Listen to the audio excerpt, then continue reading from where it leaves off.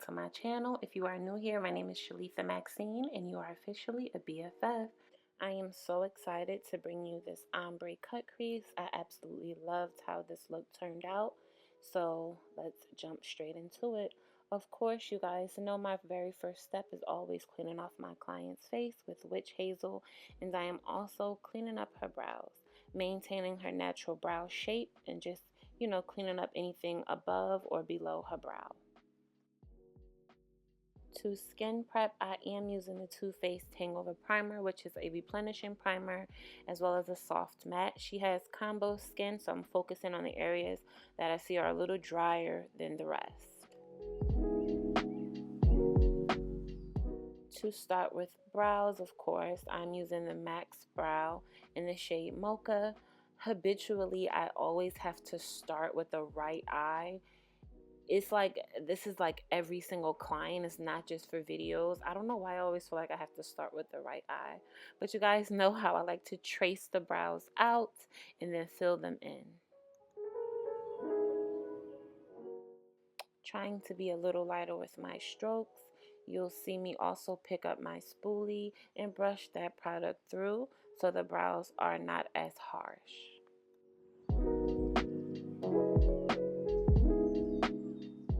I absolutely loved her facial structure. The second I saw her, I'm like, can I please record? And she said, yes, absolutely. So I was so grateful for that. This is an actual client, so I have to make sure I ask permission.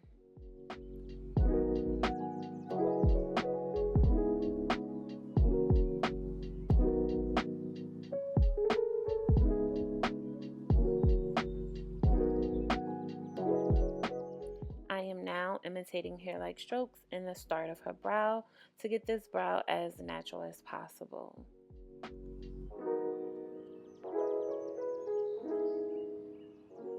Picking up the Max Carve. Y'all, I'm so excited. I know I said this in the previous video, but I am truly excited for this brush to drop. I finally announced it on Instagram and everybody was so hype about it. So I definitely cannot wait until you guys have this in your makeup kits.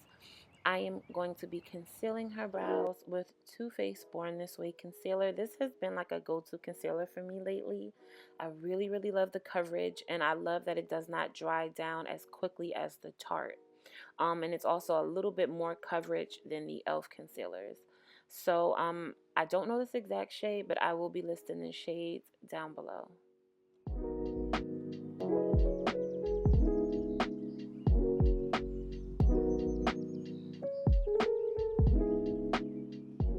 Because I like the brow bones to be a little bit more highlighted, this will be the brightest color that I'll be using in this step.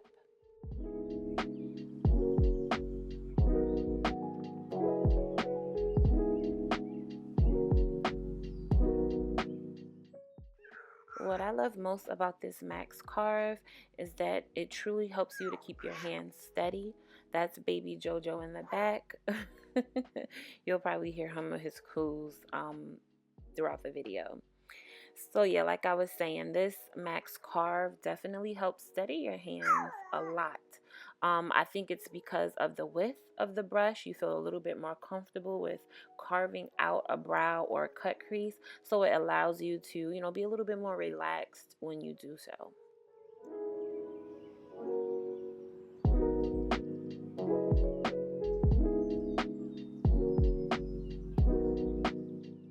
I really enjoy extending this part of the process in the tutorial because to me, brow carving is so relaxing.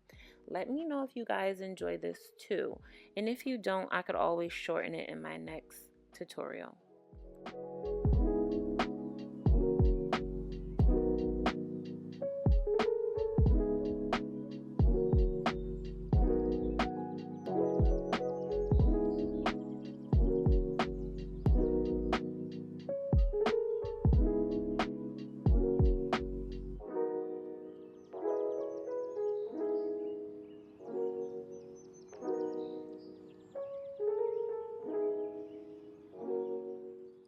To base, of course, I am using the P. Louise Rumor Base in the shade 0.5.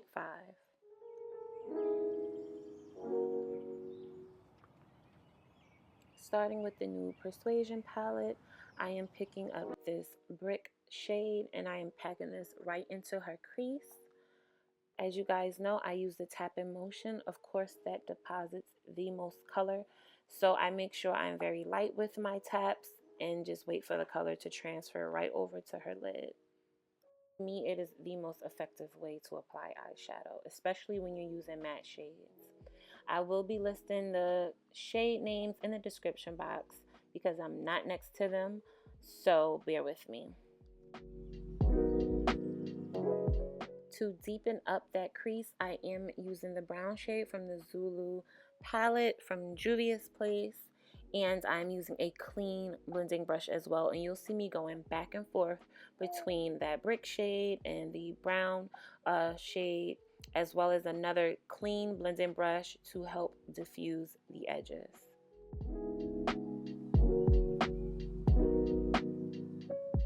Whenever I'm using shadows of the same color family, I like to use a different brush for each shadow, regardless if it's a shade lighter or a shade darker. It's important that we see those shades appear because we use them, right? So we want to make sure we never lose that initial shade. Now to carve out her crease, I am using the Max Carve, and I left the actual time it took me to carve both creases, I believe, either the first one or both. So you guys can see just how easy and efficient it is using the Max Carve. To carve her crease, I am using the P. Louise Rumor Base in the shade 0.5.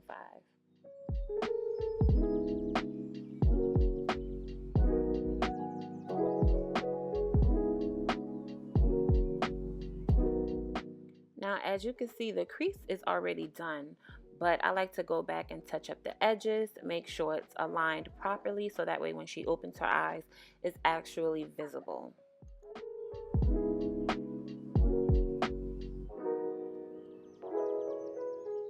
Transparency moment. Cut creases still give me anxiety. I have been doing cut creases since, oh my goodness, God knows when. And each and every time, that left eye always gets me tripped up. So I make sure that I'm constantly like looking back and forth just to make sure they are as aligned as possible. You don't get it every single time, but when you do get it, it is so satisfying. But I don't beat myself up over it. I'll fix what I can, but I don't stress it too much because I know once I apply the shadows, everything is going to look better. And if I am way off, then I make sure I go back and take that time to correct it.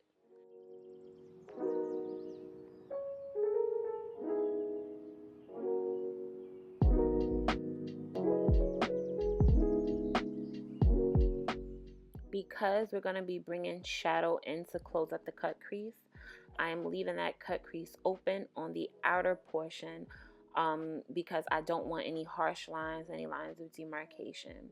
Now I'm taking that tapered blending brush and I'm tapping away any extra product on the cut crease so it's not wet. Again, we'll be using matte shades, so it is so important that we leave that tacky. Now I am using I believe this is the nude shade from the Signature Drip palette, and I am applying this once again in a tap-in motion.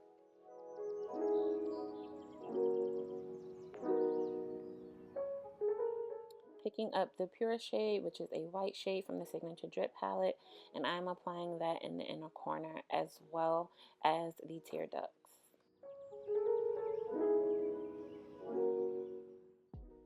Whenever I'm using light matte shades like this, I'll always go back and forth. I'll always alternate between the two to make sure it's nice and blended because it is so obvious when it isn't. And I've made that mistake one too many times. So it's important that no matter how many colors I use in an ombre cut crease, I always go back and forth.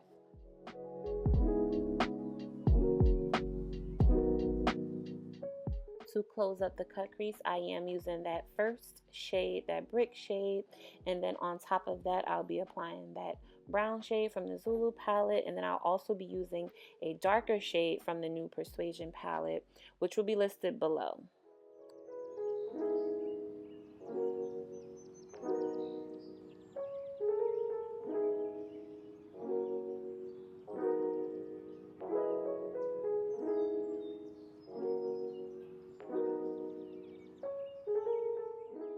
we are going to be doing a super sharp, super long wing liner.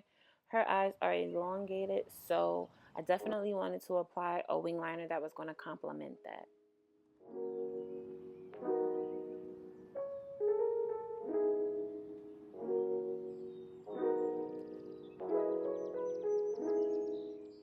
With hooded and non-hooded eyes, I love to use my pinky as an anchor to help me get that line as straight as possible.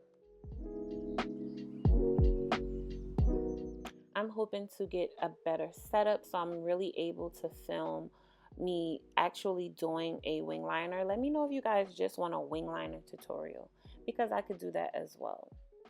Now to prime for a second time, I'm using a little bit of calamine lotion because I noticed that the area that was initially dry actually started to get a little bit oily, and she did tell me that she has combination skin. Sometimes the oily spots get dry and the dry spots get oily, so I used that to make sure I kept those oils under control.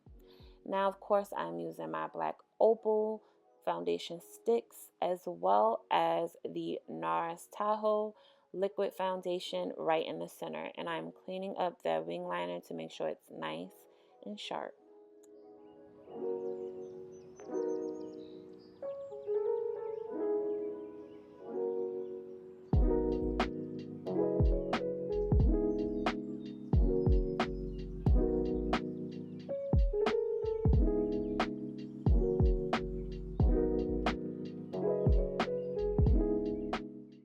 To refresh her face, I did spray her with the Morphe Continuous Setting Mist, and I am now pressing that foundation into her skin. I did speed up this part a little bit just because the video, I was trying to get it under 20 minutes. But as you can see, her foundation is just melting into her skin like butter. I am bringing the foundation down on her neck just a bit, and I absolutely love this technique.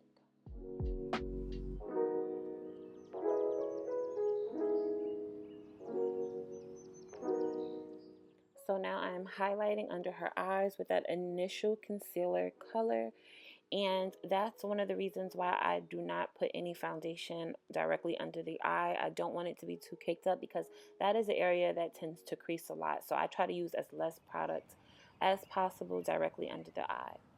Now I am using my Max Carve. I'm going to keep plugging this Max Carve because this brush is so elite. I really, really love this brush, but I'm using that to continue to highlight the areas that I typically highlight. Now I'm using the Real Techniques setting brush to go ahead and blend away that concealer.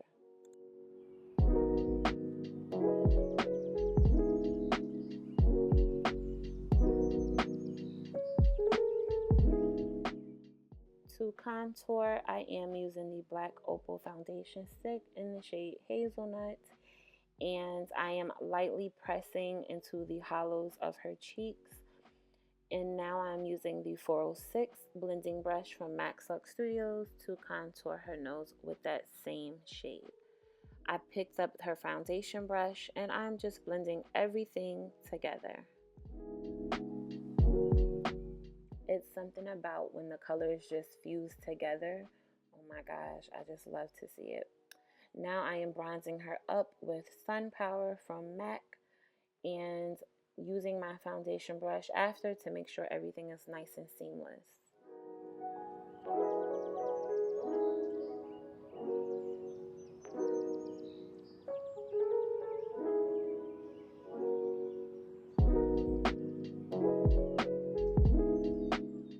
To set her face, I am using Sacha Buttercup on the areas that I highlighted.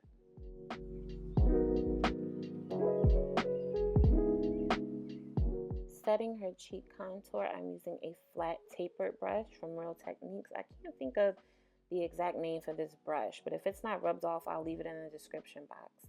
But I'm using that to, of course, set her cheek contour. And I'm using the RCMA setting powder.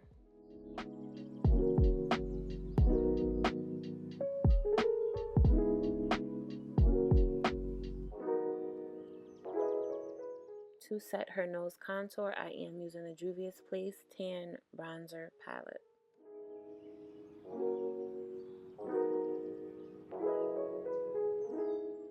For her waterline, I'm using the Inglot Gel Liner 77, of course.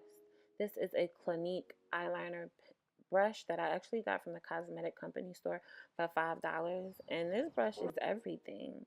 I'm so glad I bought like 5. It's everything.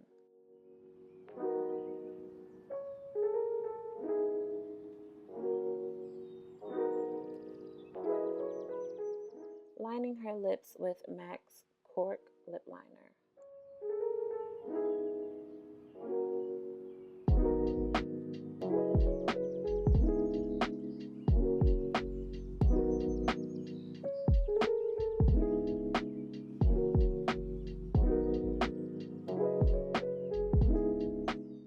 For her lipstick, I am using the Max Matte in the shade Jacob from MaxLuxe Studios. I will be using a matte first, and then I'll be applying gloss on top. This is how you get a long-lasting lip for your clients and yourself. Using a dense blending brush, I am now ombreing those two colors together.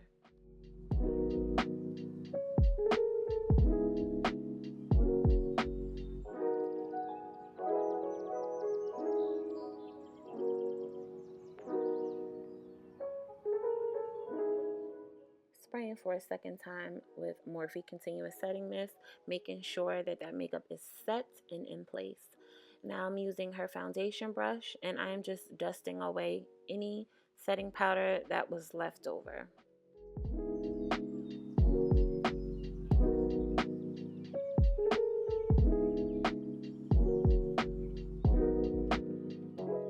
To smoke out her lower lash line, I did pick up the 208 blending brush from MaxLuxe Studios, as well as that brown shade from the Zulu palette.